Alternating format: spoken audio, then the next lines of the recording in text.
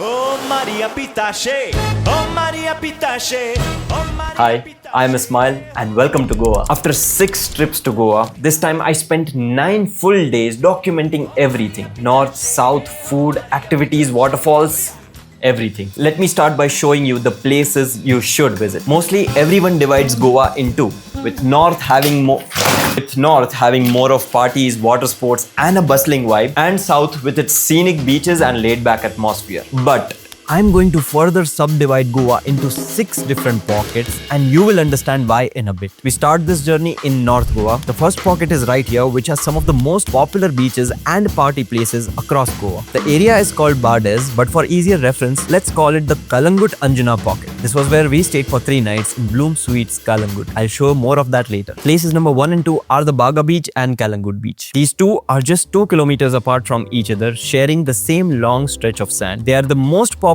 spots full of beach shacks and water sports vendors. This part of Goa gets the maximum crowds during the peak season and it has a long sand bank to accommodate the tourists. The area around Baga, popularly known as Tito's Lane, is where you find a lot of nightclubs and it is packed with souvenir shops and cafes. The beach shacks on both these beaches offer beach beds in the day and at night they are banging with loud music. Ideally, visit these 2 beaches only if you are coming to Goa for the first time and want to experience the feel of the party scene and the rush of Goa. I really won't recommend visiting here during the peak season because they will be packed. The roads around these 2 beaches are full of convenient shops, eateries, pubs and all you would need just a short walk away. Water sports like banana rides, jet skis, parasailing, bumper rides and dolphin boat trips are all available at both these beaches. The rates would be somewhat like this as seen on your screen. You can get a good deal if you are in a group or do a combo of them. Next up we have the Benaulim beach, which is just 2 kilometers south from the Kalangut beach and an extension of this same shoreline. You find a similar landscape here, but the beach shacks are a little more family friendly. You won't have loud music. You do get to do water sports here, lounge on the beach beds and eat in the plethora of the beach shacks here as well. It will be crowded but slightly lesser than the Baga and Kalangut beaches. Outside this beach as well, you will find tons of eateries, souvenir shops and all the conveniences with a few more boutique hotels and resorts. The next 2 spots are Sinquerim beach and the fort. Just 2 more kilometers south from Benaulim and you reach here. This beach relatively sees quite less crowds, mainly only the people staying in nearby resorts. As such, it only has very few beach shacks. The beach has the Sinquerim fort, which is this 17th century Portuguese watchtower jutting into the water, an extension of the Aguada fort nearby. There is a walkway by the beach here which is part of the old fort's wall. These 2 spots are a relaxed corner in this entire pocket where you can go to escape the nearby crowds. You will find a few water sports vendors here in peak seasons and it's good for peaceful sunset or a sunrise stroll. Next we have the Aguada fort. Above the hill, right next to the Sinquerim beach, is this 400-year-old Portuguese fort, one of the most popular forts of Goa with a unique lighthouse overlooking the Arabian Sea and a huge moat at its entrance. The fort was also used as a prison in the later years and is open for visit. Outside the fort is the modern lighthouse where you can go to the top and enjoy the view of the fort and the ocean. It gets pretty hot in the day and the fort has little shade inside, so plan the visit accordingly. It might feel like a sightseeing spot with just a good view if you aren't much into history. Now we go to Anjuna beach and the flea market. So these spots are going to be north of the Kalangut area. Anjuna is a small rocky beach but high in popularity for the numerous fancy cafes and eateries by the cliff or in this region. Every Wednesday, there is a flea market in this ground at the beach where you will find all sorts of stuff from handicrafts, souvenirs to clothes, jewelry and pottery. A very bougie part of Goa, mainly for the eateries, cafes, shops and the party scene over here. I am going to recommend all the cafes, great eateries and party places in the next section of this video, so hold on. First we go to Vagator and the Ozran beaches. These beaches are just a little further north from Anjuna. Vagator is the popular beach here. It lies below a hill with the Chapora fort in the backdrop. There are a handful of beach shacks here. Most people enjoy a quick visit or a sunset from the top of the hill or from the beach. Ozran is a smaller, less visited beach on the other side of the hill nearby, more rocky but offers a similar vibe with a few shacks. And now we head to Fort Chapora. This fort gained its fame due to Dil Chahta Hai movie's iconic scene. It overlooks the sea from the hill behind Vagator beach. Just a few walls and an entrance remain on the hilltop now. It still remains a very popular spot for visit. I personally didn't find it a worthy visit except for the scenic hilltop view. It might not be worth the steep climb in the sun and all the crowds. Now in this pocket of Kalangut Anjuna, in the nearby vicinity, there are 3 very unique and Goan specific museums that you could check out. First is the Museum of Goa, which is a contemporary art museum and gallery. Second is the Houses of Goa Museum, which is a cute museum built in a unique unique structure displaying architecture of Goa inside. Third is the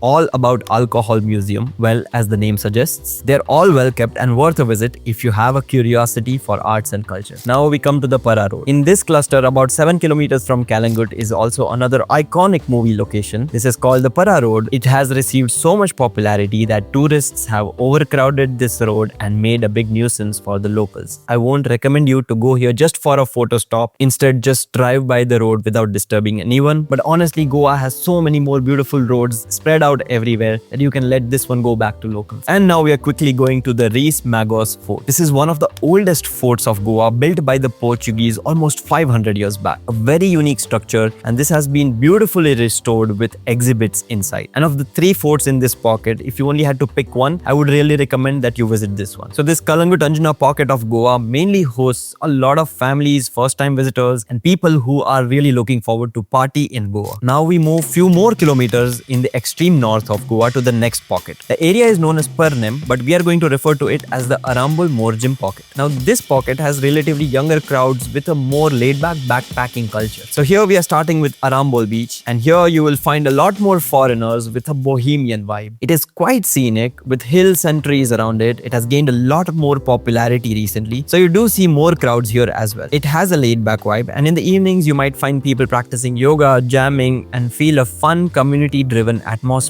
overall. There are shacks and beach beds on this beach aplenty for you to relax and enjoy. Now we go to Arambol Sweetwater Lake. To reach here, you need about a 20-minute hike on a little rocky trail from the Arambol beach. You will reach this freshwater lake which is tucked between small green hills and the ocean. A swim in this lake can be a really relaxing activity on a hot day. A few people also enjoy mud baths on the lake bank. Then we come to the Mandrim beach. Hope I'm pronouncing it right. A few kilometers south from Arambol. It's a quieter beach with a calm sandy shoreline, few boutique resorts and cafes, mostly enjoyed by families and slow travelers. You do find a few of the surf schools and kite surfing schools offering lessons at this beach. I'm mentioning a few popular and recommended operators for surfing and kite surfing on your screens here. These two are very unique activities which you find only at a few beaches of Goa. There is also an option to go kayaking in the backwaters nearby, but I would recommend to skip it if you are going to south. You will see why. From here we go a few more kilometers south and you reach the beaches of Ashwem and Morjim. Ashwem is a very calm, empty beach for some quiet time in this region. A few upscale cafes and shacks are on this beach. It doesn't have nightlife or water sports. Morjim, on the other hand, is a little popular with beach shacks and relaxed vibe at the same time. The shacks are spread out and has some nice beach restaurants that you can enjoy. Then in this pocket, we have 101 Wake Park, which is India's first wake park near the Arambol beach. Beginners can get 1 hour lesson here in this exciting water sport. It's well made. The vibe here is great to chill out. We tried this activity and had a really fun time trying this new sport. So that concludes pocket number 2, Arambol Morjim, and as you guessed, the vibe here is much more laid back, bohemian, and for experiential and slow travelers. There are great cafes, great properties, great experiences in each of the pocket of Goa which I have divided. The reason for this subdivision is so that you get an idea on what each of these pockets of Goa feels like, and then you can plan your days choosing the experiences that you want to have on your trip. Now we come down closer to the center of Goa towards the capital city of Panjim. This is going to be a unique pocket because of the places which I am about to show. Let's start in Old Goa. We are going to start this pocket 10 kilometers inland from Panji in the area of Old Goa. This used to be the capital of the Portuguese about 400 years back. Today, grand cathedrals and convents stand in a group preserved as a UNESCO World Heritage Site. The most prominent structure is the Basilica of Bom Jesus, which houses the mortal remains of Saint Francis Xavier. Opposite to it is the Say Cathedral and the Archaeological Museum. A short walk away is the St. Augustine Tower. These are the prominent monuments, but there are 6 to 7 more points of interest in the same compound that you can visit when here. Ideally, you would need 2 to 3 hours to get a complete tour, but you can squeeze it in a short 1 hour visit too. Best to take a heritage walking tour with an organization like Make It Happen, Get Your Guide for a fuller experience. Then we come to the area of Fountain House or the Latin Quarters in Panji. This is an area in Panjim with colorful Portuguese style houses and small galleries and cafes all around. This part beautifully shows the colonial heritage that has blended into the Goan culture here. Avoid clicking photos and videos right in front of the houses because that has become a huge nuisance to the locals here. Just stroll through the lanes, visit art galleries like the Gallery Gitanjali, Mario Art Gallery, Azulejos de Goa, and enjoy the tiny cafes and bars over here, which really is a charming experience. I'll give you the cafe list in the next section. There are walking tours by organizations like Soul Traveling, Get Your Guide, and Make It Happen that you can choose for a guided experience in Fontenas. Now, the casinos of Panjim, the most popular ones here are Deltin and Big Daddy, but you will find a few more. If you are into this or want to go try, then the costs start at around 2500 with food and alcohol, and some of it can be converted to chips. There would be a dress code of shoes and pants, and remember to be responsible. Now we'll visit one of the iconic spots in Panjim, Our Lady of Immaculate Conception Church, more popularly known as the Panjim Church. You would have seen it in many Bollywood movies as a backdrop. It is a religious site, so be mindful while visiting. Photography is prohibited inside. It has an interesting history that you can learn more about when you are visiting here. The next two spots of Dona Paula Jetty and the Miramar Beach are only worth exploring if you have a little more time to spend in Panjim. Dona Paula Jetty got its fame due to the Singham movie shoot over here. It's a nicely kept place overlooking the nearby landscape with a modern gazebo and benches, mostly enjoyed by locals for evening strolls, but it can be a good photo op. Miramar Beach is again a great beach that is mostly enjoyed by residents of Panjim. It is scenic with a sandy shoreline. And side note, Aquasail is a company that has been offering sailing trips and classes for beginners at nearby Benaulim beach, which you can check out if you're interested. Now let's visit the river islands of Divar and Chorao. These are only accessible via a ferry from the Old Goa region. A simple visit here won't be as fun as there technically is nothing to do or see over here except the landscape. So you need a guided tour to experience more of this, where you interact with locals, enjoy the food, or are briefed on little nuances. Check with operators and plan your visit according to their schedule. A few popular operators offering this tour would be Be Live Cycling and Soul Traveling. There are also sunset river cruises and spice plantation tours around Panjim, which is good for families or couples, but the quality for river cruises hasn't been too great. Still check them out if you're interested. I'm recommending a few good operators here. And recently, a new trend of luxury yacht operators has sprung up in the Mandovi River in Panjim. They provide a better, well-curated experience. It might be pricey, but here are some of the operators that you can check with. That ends an extensive tour of this half of Goa. Pockets 1, 2, and 3 are what most people define as North Goa. In my experience, you would need 2 full days in just one of the pockets to explore all the places which I showed you. Along with this list, let me also give you my recommendation for stays and food in North Goa, and then we'll travel all the way to South and explore that part. But before that, at this point you might be feeling like you should have noted all this information down somewhere. But don't worry on that part, because I have compiled all this information that I'm about to share in an offline PDF digital travel guidebook. There are going to be offline maps, distances, timings, property links, costs, and there are going to be additional sections like itinerary and more spots that you could check out. Your purchase will support us in making more such videos, and the guidebook will help you in sorting out your trip planning.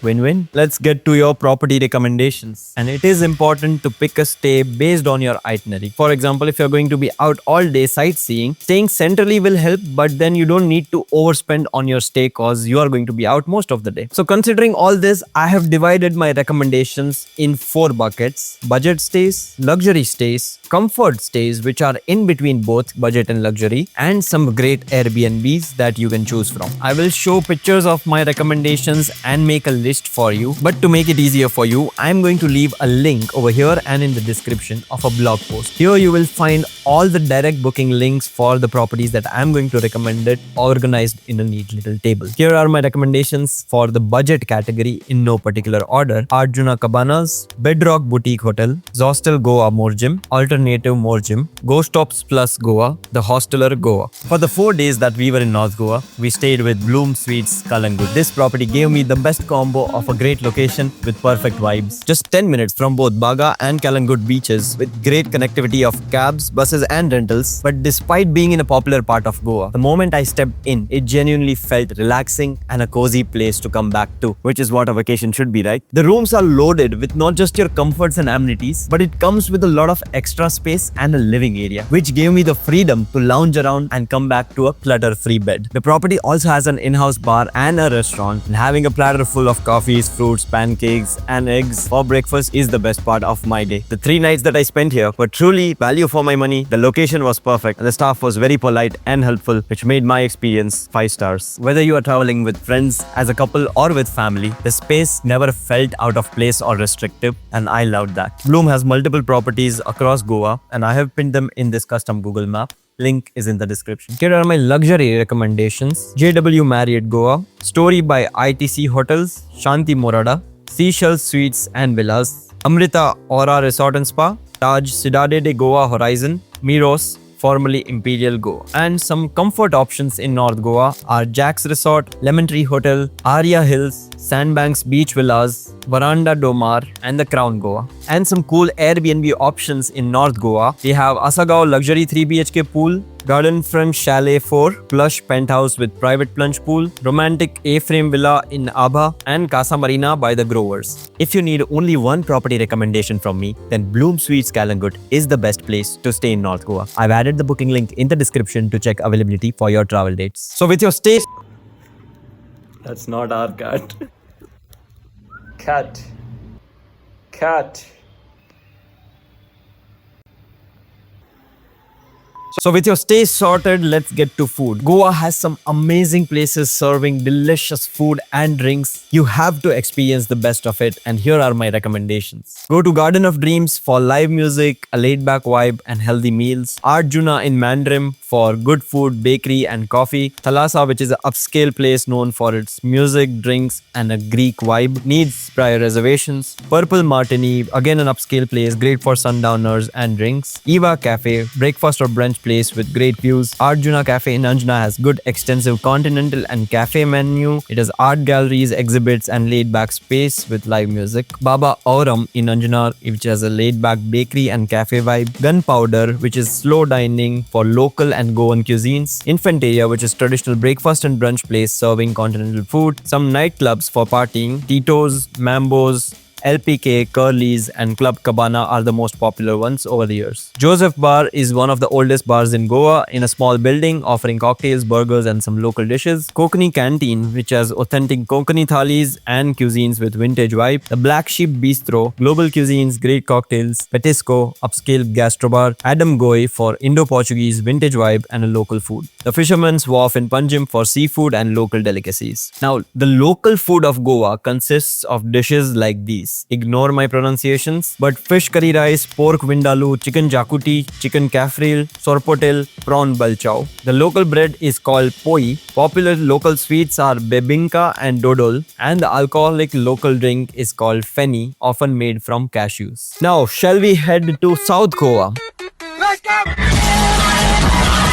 On all 6 of my trips, I have somehow landed in South Goa because I personally love the laid-back vibe, the scenic beaches, and I can't wait to show them all to you. I'm broadly dividing South Goa into 2 pockets. The popular pocket of Palolem to Cabo de Rama is in the extreme south, and that's where we will start. We start at Palolem Beach, which is a beautiful crescent-shaped beach lined with coconut trees and tucked between 2 hills. It has shacks across the beach for you to enjoy, and around the beach you find a vibrant market of shops, cafes and eateries aplenty. It is a recommended experience to go kayaking in the open ocean early in the morning or late in the evenings over here. Costs only 200 to 300 rupees. Apart from enjoying the beach for picnics and swimming, the most popular activity here is the boat trip to Butterfly Beach, a 1.5 to 2 hour trip that takes you into the ocean where you can often spot dolphins and are later shown some sites like the Honeymoon Beach, Monkey Island and the Turtle Rock. That takes us to the next spot, which is the Butterfly Beach. This beach is a small patch tucked between steep hills on all sides, making it quite exotic spot. It has gained ton of popularity, so you almost never find it empty. One way to access the beach is the boats from Palolem, and the other is the hike from the top of the hill. You will need to park your vehicles and walk about 20-30 minutes on the trail that leads you to the beach. It is worth going only early mornings to skip the crowds. Agonda Beach is the next spot, which is a little north to Palolem. This beach is much more relaxed, relatively mindful and just as beautiful. You will find people offering surfing lessons here and boogie boards to rent. There are well-kept shacks offering beach beds and nice soothing vibes. Outside the beach is a market with some great restaurants and shops. Then there is the Cabo de Rama fort. This is hands down one of the most unique, scenic and exotic location you will find across Goa. The fort sits on a hilltop jutting out to the sea, making a peninsula at the end. The fort is just a few walls and a small church today. The view though is spectacular. You can descend a few steps from the fort to reach the Pebble Beach. It's a small rocky patch with few coconut trees around. Now most people will only visit the Pebbles Beach and the Cabo de Rama fort walls and exit. But if you are willing to explore, have some time at your hand, you can walk all the way to the end of this fort. Very few people walk all the way because it's a long walk, but we did. And at the end we saw some very dramatic sights like these.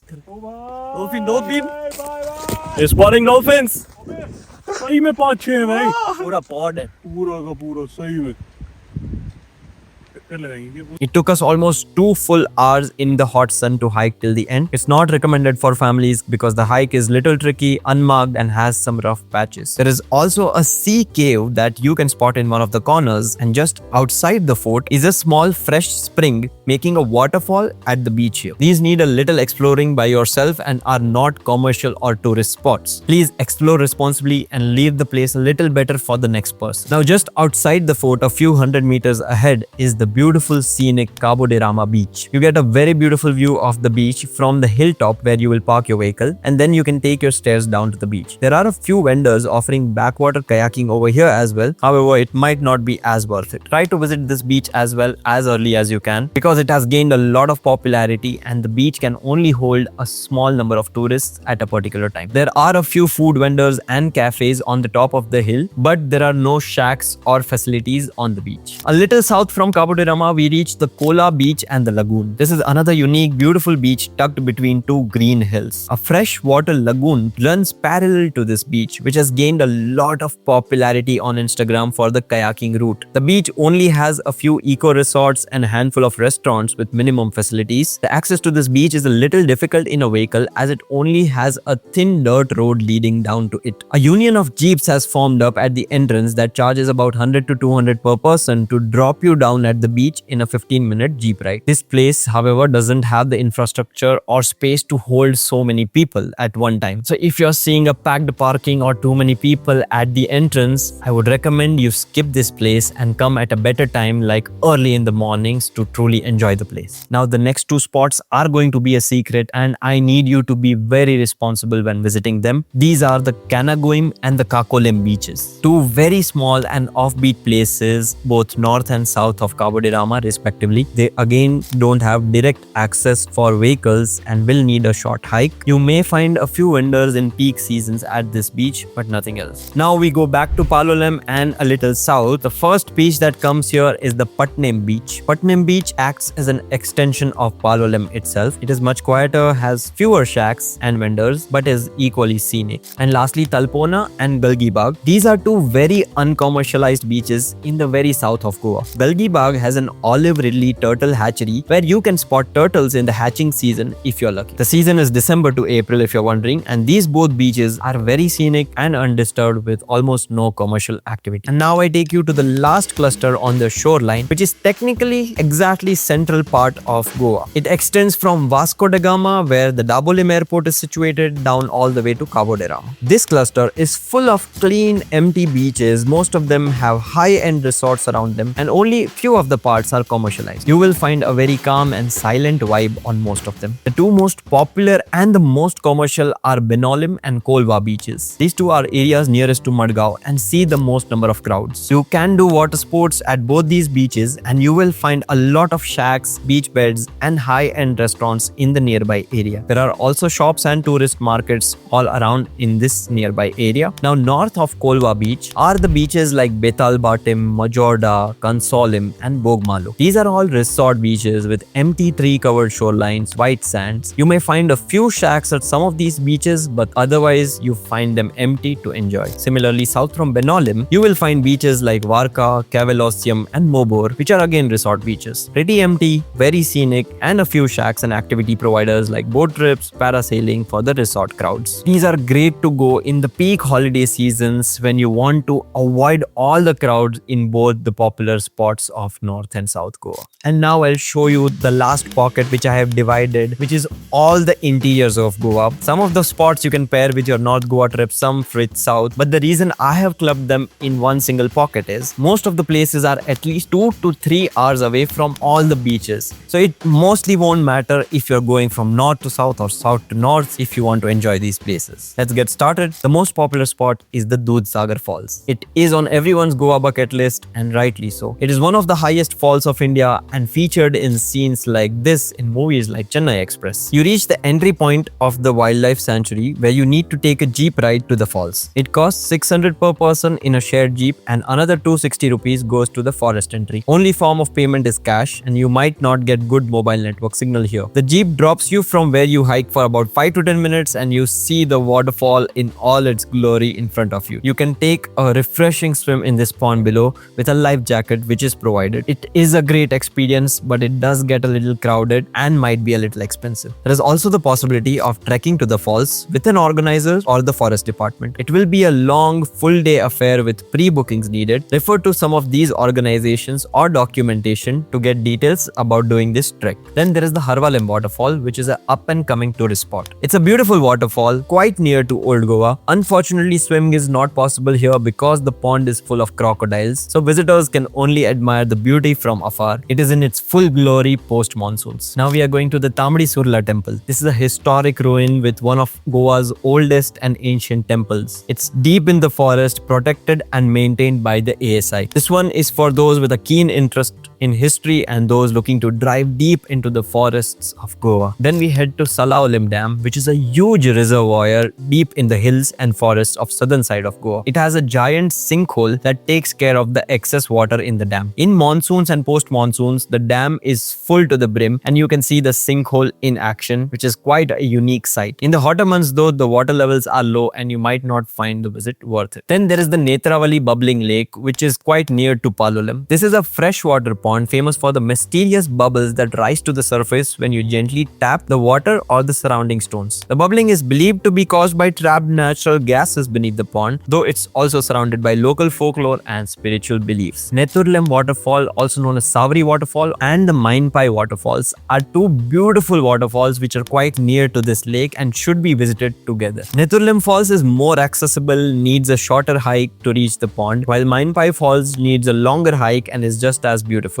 Whenever the water levels are safe, you can go for a refreshing dip under both these waterfalls. And then there is the Chorla Falls and the Surla Falls in the extreme north of Goa near the Karnataka border. Both are very grand, unique and majestic, but do require a lot of travel and planning to reach. And that's it. We are done with all my recommendations from all 6 of the pockets from Goa. There are many more spots which I have found and would like to recommend, but doing them in this video itself won't be possible. So what I have done is made a custom Google map. I have pinned and organized all the spots which I mentioned in the video and more, along with all the places to eat, food and other important details in a single map. You can find that over here or in the description. Use that to explore. Now it is time for my recommendations for properties in South Goa. And just a reminder, if you need direct booking links, the blog post will have them. These properties are also mentioned in our guidebook as a different section with all the photos and links. Let's start with some budget recommendations. In no particular order, we have Jungle by Stumfrey Palolem, Jeet Hostel and Stay Rooms, Mitra Palolem, Good Stay Pool View Premium Studio Apartment 206, Rodriguez Residency Goa, The Lobos. Now the luxury recommendations, the Postcard Hideaway Netravali, the Arc Comforts, Gateway Goa Palolem, Taj Exotica Resort and Spa, Caravella Beach Resort, the St. Regis Goa Resort. And in the comfort bucket, we have the Samyama Retreat, Om Sai Beach Resort, the Nine Beach Resort, Skylark Resort, Sea Rock Beach Resort, Tribo Majestic Palms, and lastly some cool Airbnbs in South Goa. Casa Aboli, Nivriti 3 BHK Villa, Villa Costa Madeira by Stageade, Quinta by Santana, and Bungalow Bougainvillea. It is time for food recommendations from South Goa. We have Zest, where you can get healthy vegan, vegetarian options and laid-back vibe. Niria's for smoothie bowls, pastas and lunch options. La Feta has laid-back Italian and bakery menu. The Milk Cafe, where you get great breakfast and brunch plates with aesthetic homely vibes. German Bakery for coffees and desserts. Baba's Little Italy, coastal food and a bar. And now for partying in South Goa, you can check out Leopard Valley and Silent Noise, which is a silent disco. Martin's Corner is a classic Goan Portuguese style restaurant Old school vibes, continental food blend, live music and great alcohol menu. Bonita, which is an upscale place with continental options and often has live music. Zomato and Swiggy operate in all the popular parts of Goa, but Blinkit and Zepto don't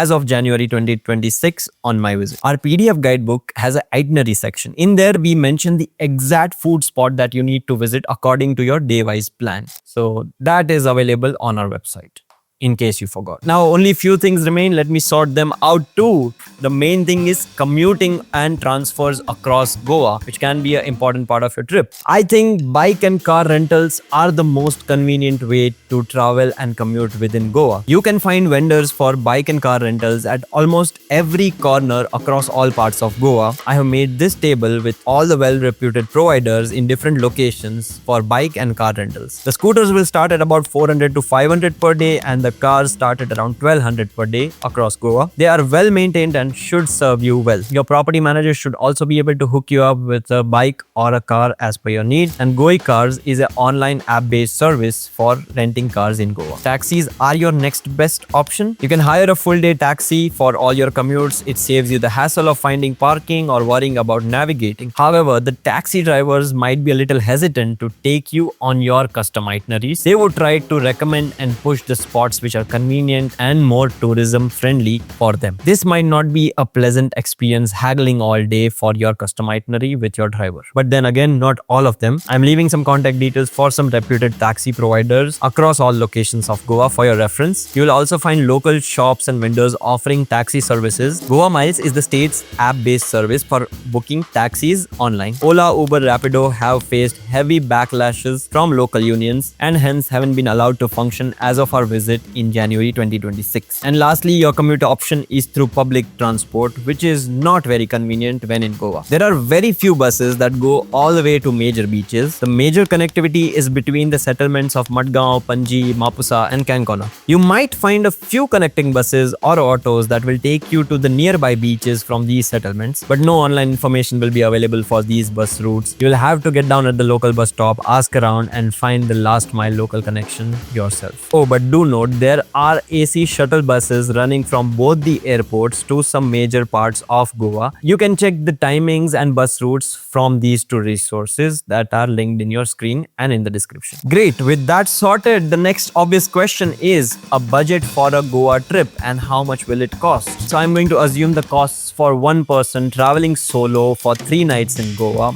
and here's what the breakdown would look like. To have a comfortable experience without going overboard on luxuries, your stay in a hostel might cost you about 1200 per day. Food and drinks per person can come up to 1500 per day. Transport and commute will be about 700 for a scooter with fuel. Tickets and miscellaneous expenses like parkings and entry tickets might be about 150 per day. I'm not adding activity costs like boat trips, water sports, surfing or any other things because that might be very subjective. So without that, total for a 3-night trip for one person in Goa can come up to about 10,650. Let's round it up to 11,000. A few of these costs can be shared if you're traveling in a group or with some other person, so you can do the math. Then let me just quickly run down some frequently asked questions that we get in most of our videos.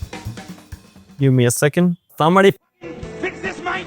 What is the best way to reach Goa? So if you're flying to Goa, Goa currently has 2 functioning airports. The Mopa airport is located in extreme north and the Palolem airport located in Vasco da Gama, which is more towards the central side. If you're coming by trains, then Madgaon Junction is a major railway station in central part of Goa, which will have connections from all other major cities of India. Vasco da Gama, Thivim, Kankana are some smaller stations across Goa with local connectivity, but no major connectivity from India. By road, if you're driving your own vehicles, it is always a great road trip to reach Goa. Overall, the roads are in great condition. And lastly, the buses. You can find private and government buses of Goa state and the nearby states, all leading to Goa and different parts of Goa. Then is the question of what is the best time to visit Goa. Without a doubt, November to Feb is the most pleasant time with calm blue waters and great weather, but it is also the peak tourism season. The months of September and October are the shoulder season with receding monsoons. You will experience a few occasional short showers with vibrant skies, but a little rough sea. March and April are very hot and humid, with dry weather still counts as shoulder season and you get good deals across Goa in this time. June to September is monsoons, which is completely off season. Goa receives heavy rainfall. All the beaches, activities in the waters will be closed down. It is a beautiful time to visit for the interiors, waterfalls and the greenery. Then the question of safety and solo traveling. Goa can be a great place for starting your solo traveling journey because tourism is well built. All your conveniences and needs will be available instantly anywhere. It has a great network of hostels, cafes and third spaces to meet and engage in the community. South Goa will be my recommendation to female solo travelers simply for the crowd it gets, which is more experience seeking and mindful for slow travel. And lastly, the question of traveling with kids or elders. Goa is definitely a great family vacation and destination. Almost all the spots will have last mile connectivity. There isn't much walking or hiking involved except for a few spots. There are enough experiences like boat trips, kayaking and safe swimming places across all the beaches. Where kids and elders can have equal experiential fun, but make sure to choose your itinerary that doesn't involve backpacking first places like Arambol, but family first places like the central and south parts of Goa. If you are still listening to me yapping, you are hands down in one of our top audiences list. And here are a few updates that you might be interested in listening. We just crossed our 1 lakh subscriber mark on YouTube thanks to amazing patrons like you. And secondly, our next milestone as XTE is to start building a physical community of responsible explorers like you. We will curate the experiences and you can join us on our trips. We do have some experience doing our X trips, which we used to do pre-COVID. I will leave a link through our website page in the description where you can get the updates for our upcoming trips or choose to get notified when we are launching this. Can't wait for you all to join us on our trips. And now we are going back to Goa for the last section, which is my trip log. This section is going to be a little unscripted and raw where I'm going to share a few of my personal opinions and ideas. So on my trip, the first 4 days I spent in North Goa, exploring one of the pockets per day roughly. The popular places like Baga, Anjuna, Vagata, Chapora, Aguada Fort honestly felt a little sad to me. But mainly I think it was because these places were so crowded and not so experiential. So I was not truly able to soak in these places with a comfortable experience. The food and the restaurants in the popular pocket though, nice. You already have my recommendations. The pocket of Arambol was more fun for me, mainly because of the wakeboarding activity. I got too tired after wakeboarding that I was not able to hike all the way to the Sweetwater Lake, so I'm saving that for my next trip. Old Goa this time though was a highlight for me. I have been to these same places, but the younger me didn't have the patience to actually understand the art and history. This time though, I actually enjoyed walking and admiring at the art and architecture. South Goa though is still my favorite. More scenic, beaches feel more enjoyable and swimmable, more greenery and soothing to my eyes. I unfortunately got a bad case of diarrhea, mostly a sunstroke, and I missed a full day of exploring. We were joined by one of our close friends though, and he and Saransh made the most of the day. Dudhsagar was fun for me, but I would have enjoyed it much more if I had reached very early in the morning when it opens up, when the crowds would have been significantly less. Now I want to share my list of mistakes that you should avoid when in Goa. Let me start. The exact entry points of the beaches from the parking lots usually are most crowded. It mostly is not the fun part of the beach that you would like to enjoy. So my advice would be to just find a different access point instead of the main one, or just walk a little further away from the entry points to actually enjoy all the beaches, even the crowded ones. Car parkings at popular beaches of Goa might be a little troublesome or little expensive. If you don't plan to travel too far, just rent a scooter. It might be a little more convenient, especially during the traffic jams at some of the most popular places in North Goa. I have been to Goa twice in the Christmas New Year break, which has to be the most crowded time in Goa, but I have still had a very peaceful and enjoyable trip. The point I want to make is that you can do multiple Goa trips at different times of the year and get a new novel experience every time. You just need to plan the experience you need to have and pair it up with the right time or season for it. Don't do the same top 10 things at peak New Year's and have a terrible experience. I have equipped you with so much. Make me proud. Lastly, sunglasses and hat might not be enough sun protection if you're going on a sightseeing itinerary. Carry a portable sun umbrella. That will make a huge difference. Now, please keep this paradise as beautiful as you find it. I still need to visit it a lot more times. Be responsible and don't you dare drink and drive. Do not litter anywhere. Don't misbehave with the people or the places. Travel responsibly and keep exploring. If you like this t-shirt that I'm wearing, there are 8 more colors to choose from. The link is in the description to to get our merchandise. If you're curious to know what devices and gadgets we use, let me quickly give you a rundown. For the main camera, we use the Sony ZV-E10. We pair it up with DJI Mini 2 drone, Insta360 Action 4 camera, Holyland Lark M2 mics, and we pair it all up with our phones. All other accessories and products that we are using, we have made an Amazon page and linked them together. Find that in the description. Reminding you again, if you forgot to note all this information down, don't worry, our offline PDF travel guidebook is waiting to be purchased. It will help you out with route planning, itinerary planning. It has all the direct booking links for properties, food recommendation, and everything that a traveler would need to plan a trip to Goa. By the way, we have a banger Instagram page by the same name, Explore the Earth. Go follow, stay in touch, say hi to us in the DMs. Subscribe, like this video. It helps us grow this channel and reach out to more people like you. I will see you in the next video. Until then, stay subscribed. With North having more of parties, water sports, and a bustling vibe, and South Goa, the reason for my subdivision was that you get to... Oh my god.